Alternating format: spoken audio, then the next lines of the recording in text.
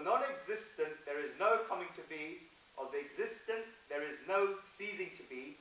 The conclusion about these two has been perceived by the seers of truth. Shri Krishna is saying that it may seem that this non-existent thing that we call Maya is there, but it can never be there. On the other hand, it may be the case that that which is existent, the soul, the goal, is not there, but that can never cease to be. Okay, what is existent?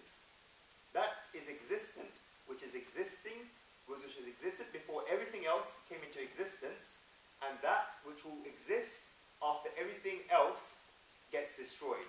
So whenever we see something, we can see something that's non-existent, it's something that's not going to stay. It may seem that it's there, and you may think that it's there, but these things are not going to last. On many occasions, Guruji uses Kabirji's doha. Kabirji was a great saint. He used dohas, instead of 4 lines for a poetry verse, to explain this. He says the material world is non-existent, God is existent. So the material world is non-existent, God is existent. The material world is that which eliminates, and that is the world that goes away. The material world is that which eliminates, and the world that goes away. And there's a story when Kabirji was walking in a village in India. He saw this woman using a grinder to grind some grains. And so Kabirji was a thinker, and he got lost in thought. He thought, does this grinder not exist? So he did the doha. Chalti chaki rekkar diya Kabira roy, do patan ki ke peech mein sabut bachana koi. This is what happens when one puts this flour into a grinder, then it becomes squashed.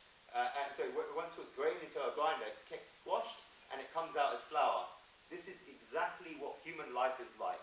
This is what material life is like. When we are born, we're completely fresh.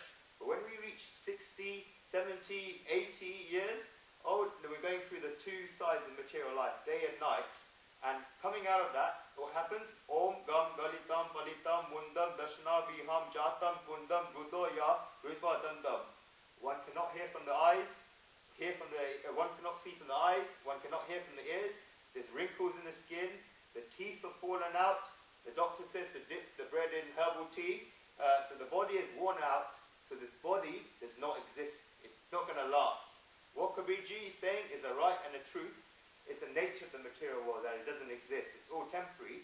But at the same time, it's a little pessimistic, because it's saying that nobody from society is saved, and everyone is useless because they're going to be finished.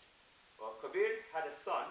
His name was Kamal, which means remarkable, and he was, in fact, very, very remarkable. He says, Father, you're only looking at half the story, because if you look at half the story, you're only getting half the picture. But if you look at the other side, you get your answer, because once the grinder has done its work, then this woman's cleaned the grinder, but to clean that grinder, she has to lift up the top, and the top, when she lifts up the top, you see this stone, like a pin in the grinder, which is like the middle of the grinder, which is a nail. And near this nail, there are a few grains that remain unchanged. Those grains have not been crushed into flour, but they've stayed with that nail. And Kamal said that, Father, these grains that go away from this nail get grinded and eliminated. They're like the material world, whereas the ones that hold on to that nail, they never get eliminated and they're not grinded.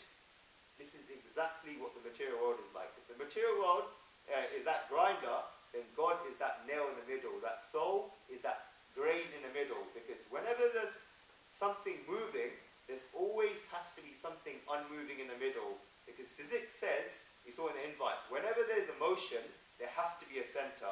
There has to be a middle. Otherwise, there'll be no movement. When the wheel of the car is moving, you've always got that alloy in the middle. That sticks in the middle. No matter how much that wheel is moving, that alloy in the middle stays the same. It's a physics law of motion. Whenever there's motion, there's always has to be center. So when the whole world is moving like this, whatever the material world is moving with time, God is a steadiness that is never changing, and whoever holds on to that never turns out to be eliminated. What was the famous quote that we said from chapter 9 of the Gita? Know you for certain that my devotee perishes never. We explained the logical reason behind that. So nothing happens to it because it stays exactly the same. That God is existent and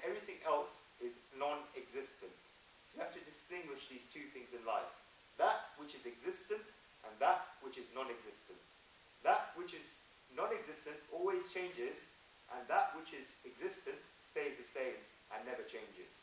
Okay? God never changes, the soul never changes, it stays the same. Okay, verse 17.